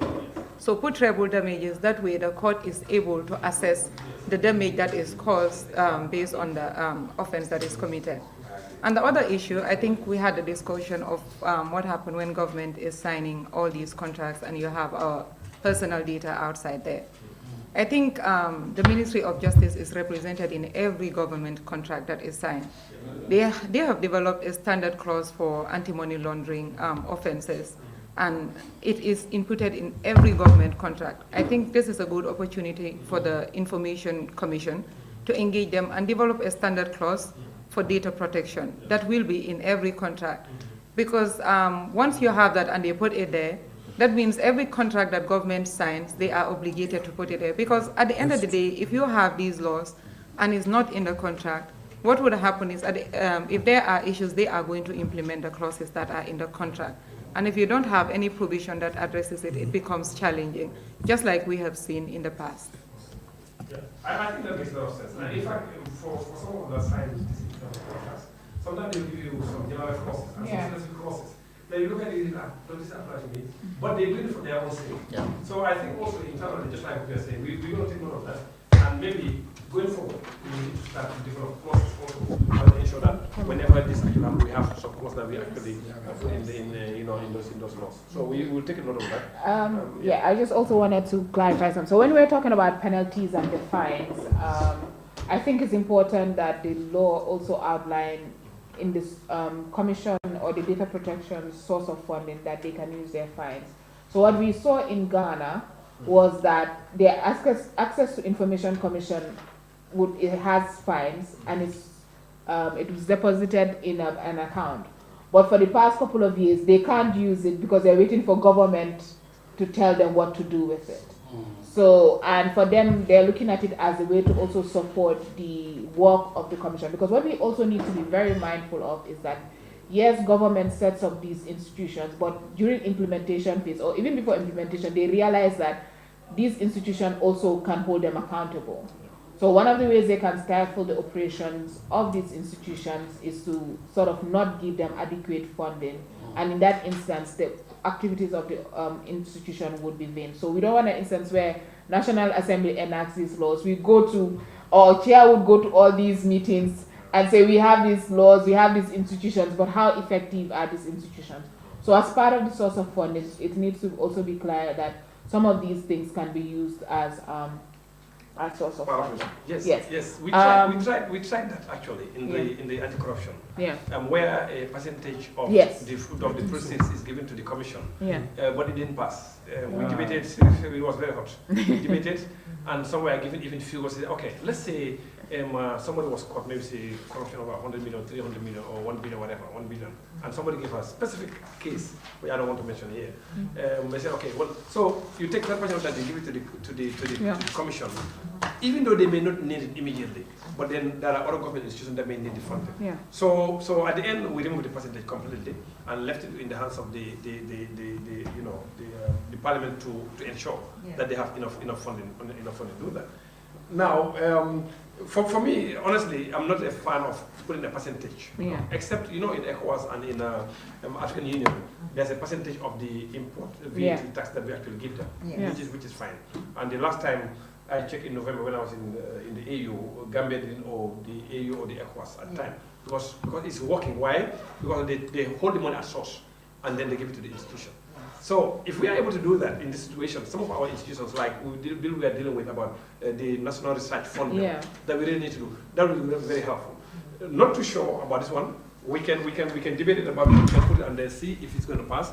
But I know on the anti-corruption was really very tough. I think what you can do is, because the fines are related to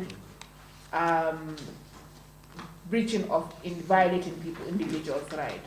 So you can say it can be a source of funding, but then the fines can be only used for specific types of activities. Yes, but the other issue is, if you go to the Constitution on the section, I think 50, it's saying that all the funds of government must be deposited in the conservative Yes, fund. but if you look at judiciary, what judiciary has managed to do, Mohammed, they have that 5%. When they do is it the auction or the sheriff they've agreed, they have a percentage that goes to them for their operations, because they're an independent authority. Not only that, you see, the Minister of Finance is actually responsible for all the financial affairs of the country. Now, the Minister of Finance actually have the powers to enter into a MOU, like they will do with GRA, for example. GRA, what they collect, for example, 7% of what they collect is what they use for their operational expenses. That's why I don't want to say they don't have a financial issue, but I think they're okay. And that's the reason why you see from 2017 to 2024, you're going to see that what GRA is collecting is actually multiplying year on year. Because of, they will do it because they know they have some extra incentive. So if you look at around 2017, they were collecting around 700, 800 million a month. Now you are talking about sometimes 2 billion. Sometimes you're talking about 1.5 billion. It has doubled for the past 5 years. So that's the reason why the minister can also do that with the judiciary, where they say that, okay, part of your fines, a percentage can go to you, so that they can be eager to collect from these people. So we don't want it, for us, we don't want it to be an incentive. It can happen. What you said, it can happen. It can, It wouldn't even be against what is in the Constitution. Because with the Constitution, it still has to hit the CRF, because it has to be recorded as money that government is getting. But even if it hits the CRF, and they have that 5% in the bill, it can always give it back to them. Exactly, But for us, for me, I'm just saying, if we're adequately funded. Okay, hold on. The issue with the fine, there is actually a lot of debate going on around. Some people do not agree to put the fines as part of the sources of funding, or if you put it, you actually have to what you can use it for. Because one, it is very susceptible to abuse. You can use it and now start, placing fines for whatever happens, and you don't also want that. So if you use it, if you say it's going to be your sources of funding and you can use it for your entire operation, it can easily be abused.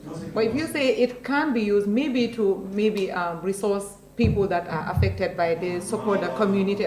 So even if you put it there as part of, then identify what programs you can use that for, just to avoid minimized instances of abuse like that. Yes. And I think for us, it's because the active powers and duties of the Commission is clear in the Act. You can talk about it should be used to promote awareness. We talked about the need for awareness raising, protecting of victims of data subjects to sort of provide psychosocial support. I know governments is still talking about it. It's a new thing, but processing, helping children and other vulnerable groups when it comes to data and privacy issues. So I think if you relate it to what the Data Protection Authority is, then it's a justification of why it was funding for the program. But yeah, that's like we say, we'll leave it to your committee to decide finally. We'll think about it. In fact, there are many institutions actually they have something they call the self-raised revenue. Yes. They raise it and then they use it for a particular. But what the ministry actually does most of the time, whatever it is, if you have subvented, it's your subvention. Yes. You use that, yeah. So you're going to see that the purpose of what you want to do, like use it for a particular purpose, like psychological support or to sensitization or to train whatever it is. Because, so it will defeat the purpose because of the ministry knows that you are going to get 2 million fine from somewhere.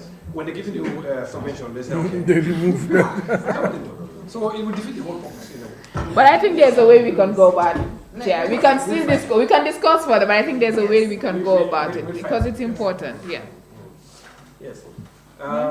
You wanted to talk about something else. The offense is under section what? 42.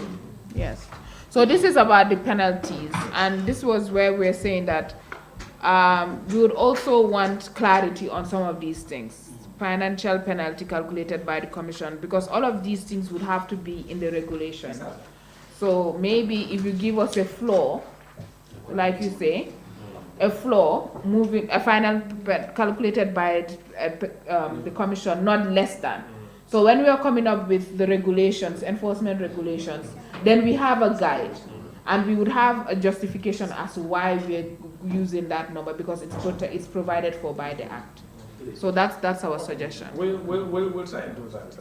Let's give a guide, and let's not leave it in the hands of the Minister for Regulation. Yes. Yes. And then we'll work on that on the fines to see what we can do. Yes. Anything else? Members, anything else? Yes. Okay. Yes. You can go ahead. 41. 41. The Commission can institute legal proceedings or bring violations of this Act to the attention of the competent judicial authorities. I think this is progressive that they're able to institute legal proceedings, but I just wanted to understand to what extent. Is it in relation to all violations of the Act, or would it just cover a civil nature? And then how do we align it with the responsibility of the Attorney General issue of here as well? Yeah, so what I know with the Commission in Ghana, what they do is, especially when it comes to their non-payment of fines and stuff like that, then they have a legal office or lawyers that go to court. And so they don't need to go through because it's civil in that instance. You have not, they fined you and you have not paid that. So it's just to give the Commission that power to sort of be able to go to court when it comes to specific issues. But there are certain violations of this because it's crucial. Like we said it, we can find a data controller and they don't they pay the fine and they continue violating, continuous violation. So there's need for then a court order to put an immediate stop to that. So I think those are some of the things for us, because like I said, we've seen how in Ghana they're able to use this particular provisions to sort of help the work of the Commission. So it's not just an institution that is making noise and writing determinations, but if you don't comply, they can go themselves as a Commission to court and take you to court, instead of also waiting for the data controllers to take us to court or to take them to court. Yeah? That would mean applying the Section 16. Yes. Yeah, so you can find, and then after the next one, And the last one is the exemption. Reference that there needs to be kind of a protection in respect of national security. I have just gone through the Ghana one. There are layers in place. Maybe to serve as a good reference. they have this certificate to be signed and then challenge on that certificate before an exemption is allowed. So maybe we can refer to that as well. Now, as part of ensuring that the data controllers actually are taking all possible measures to protect, wouldn't it be necessary for the Commission sometimes to visit them, just to see exactly how are they, would it be necessary to do so? Like at their own will, for example, if you, let's say Central Bank of the Gambia, for example, you should be able to have powers to go in there and then take a look. How do you store this data, whatever it is? What happens? Exactly, yeah. So I think we should be able to, I'm not too sure if that is actually captured here. So under the powers, I'm just trying to go to the powers of the Commission. Yes. We can request, we can enter and search premises, we can observe, we can issue opinions. So it's one of the things as our that's key. As our powers to do. What I think other countries have gone further to do is to give commissions the power to appoint inspectors. So appointing independent inspectors that would be able to also conduct some of these things adds to the power of the commission. Yeah. Okay. Now, for you know here, our country, sometimes we are just too open. Somebody can just come from the outside and then come and maybe conduct a research on something and collect a lot of data. Yes. Wouldn't they also be controlled? For example, before you can do that, you must seek permission. Because I know that's the reason why sometimes when you search something online, what GBOS tells you and what somebody from the health area, what they will tell different figures and stuff like that, because of there is no coordination, and then somebody just comes in and do whatever you want to without, So wouldn't it be also correct to, at least if you're going to come to the country to collect data, you must be guided. There are certain principles that you have to understand. There are certain, I don't know whether it's going to be a certificate or whatever it is, that the commission would have to actually tell you, these are our laws, these are our principles. We must understand what are you collecting this, because of ordinarily somebody may not even ask why are you collecting whatever, they may not even ask you. So for me, I was thinking maybe there should be another control where if somebody comes into the country for research or stuff like that, you must be able to go through a particular institution before you collect certified whatever, something like that. Yeah. So I think there should be something along those lines. Yes, I think that is important.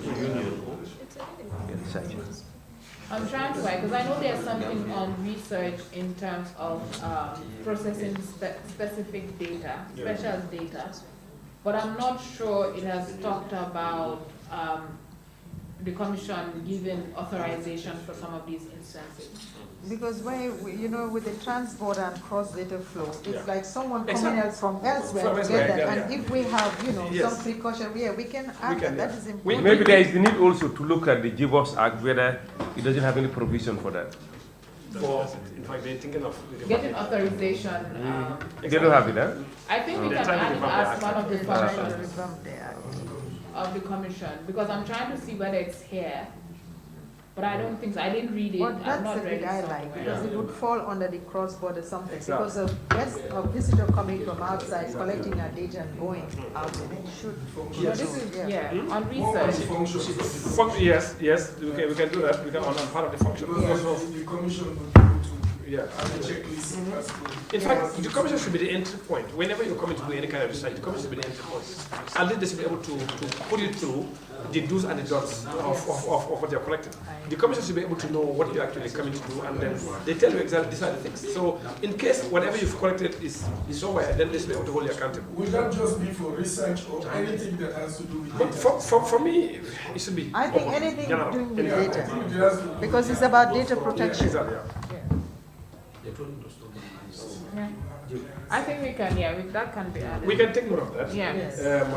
Like people that are coming into the country for research or any other data collection, whatever. We'll find a way to but they need to be able to get permission or whatever. Yeah, the same reference. Yes. The same exemption under the Ghana Act. Yes. Has a clause for research. Oh, excellent. We'll take a look at that one. So you can look at yes, we can take a look at that one. Research. Yeah. You can also, you can get the copy of the one for Ghana. Okay. Yeah, and then we can take a look at those ones too. We just want to be at least, if we can also have an understanding. That's the reason why the committee intends to do a study tour when it's going to work or not, because we want to find out exactly what's happening in other countries. and what is not working. Yes. Yeah. So that at least we're going to fix on our own what's not working in Ghana, what's not working, so we can Yes. see where we can actually, you know, do the other way around. True. Like, remember, any other thing? Or if nothing else, Mr. Dur, yes? Okay, yeah. Yeah, don't forget us the structure. The structure of commission is amalgamated. That is the. Or we can send you the updated organogram that what it is. Yeah. We can update that and send that to you if that works for you. So you can see how it would look in practice. Yeah. Yes. And Pura also, if you have a position paper also, you can give us, Mr. Dur. Dur. Yes. Yes, if you have a position paper. Yes. By the way, we were expecting to be here at 11th. 11. Yes. So we were actually scheduled. Oh. Yes, to have to work on the position paper tomorrow.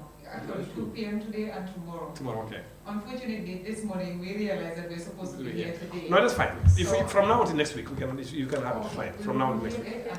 Yeah. Okay, that's fine. So we can do that. In fact, by the way, Information Commission, where is your office?